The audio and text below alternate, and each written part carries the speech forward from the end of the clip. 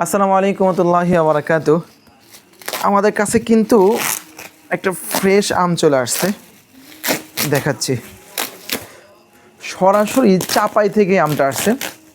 আমি কিন্তু আপনাদেরকে মুখটা দেখাইতে আসছি। আসলে যদিও মুক্তা নয়, কিন্তু রূপক অর্থে মুক্তা। যে গৌরমতি আম আছে না, গৌরমতি আমের শেষে যে মতি অংশটা নাই, এটা দ্বারা হচ্ছে যে একসময় এই আমটা কিন্তু খুব দুর্লভ ছিল। এই আমটা জমিদার রাজারা ছাড়া তেমন কেউ খাইতে পারতো না। তো এই জন্য এই আমটা শেষে দিয়ে কিন্তু গৌরমতি, এই মতি নামটা যুক্ত করা হয়েছে। তো আমি এই যে এই গৌরমতি আম নিয়ে কিন্তু নানা রকমের কথা কিন্তু আমাদের সমাজে প্রচলিত আছে। তো আমি আপনাদেরকে খুলতে খুলতে একটু বলতেছি।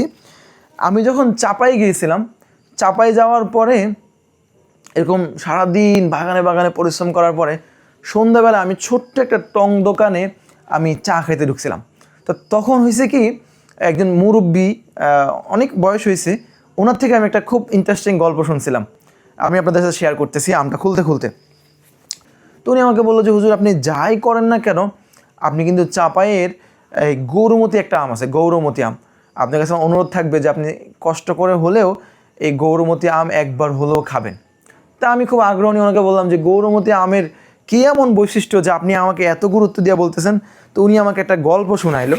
উনি আমাকে বলতেছে যে হুজুর, গৌরমতি আম হচ্ছে কি, যে এই আমটা কিন্তু সবাই খাইতে পারে না।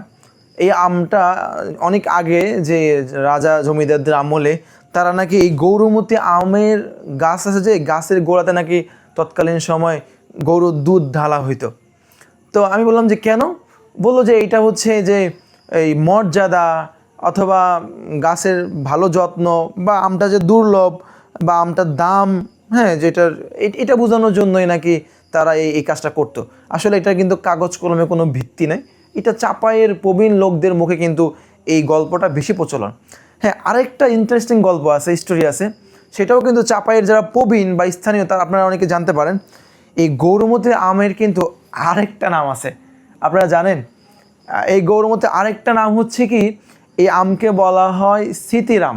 কারণ এই গৌরমতি আমের যে ঘ্রাণ আর যে স্বাদ, যদি কোনো ব্যক্তি এই আম খায়, তো ইনশাআল্লাহ এই আমের যে স্বাদ এবং ঘ্রাণ, এটা আগামী বছর পর্যন্ত তাকে এটা মনে করায় রাখবে। অর্থাৎ সে এই আম একবার খাইলে এটার স্বাদ ঘ্রাণ সে ভুলতে পারবে না, অর্থাৎ আগামী বছর পর্যন্ত সে এটা মানে বারবার খেতে যাবে।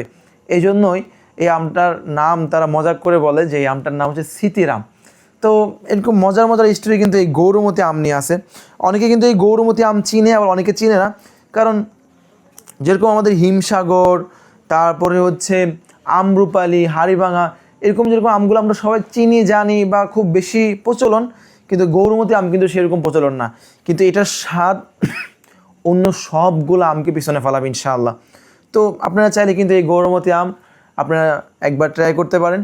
আর যদি পিওর বাগান থেকে অথেন্টিক গৌরমতি আম খেতে চান, আমার সাথে যোগাযোগ করবেন ইনশাআল্লাহ। আমি আপনাদেরকে এ ধরনের পিওর গৌরমতি আম আপনাদেরকে দিব ইনশাআল্লাহ। তো স্টক একেবারেই সীমিত, অল্প কয়েকদিন থাকবে। তো যারা ফ্রেশ এ ধরনের গৌরমতি আম চাচ্ছেন, আপনারা চাইলে কিন্তু আমাদের কাছ থেকে এই গৌরমতি আম অর্ডার করতে পারেন।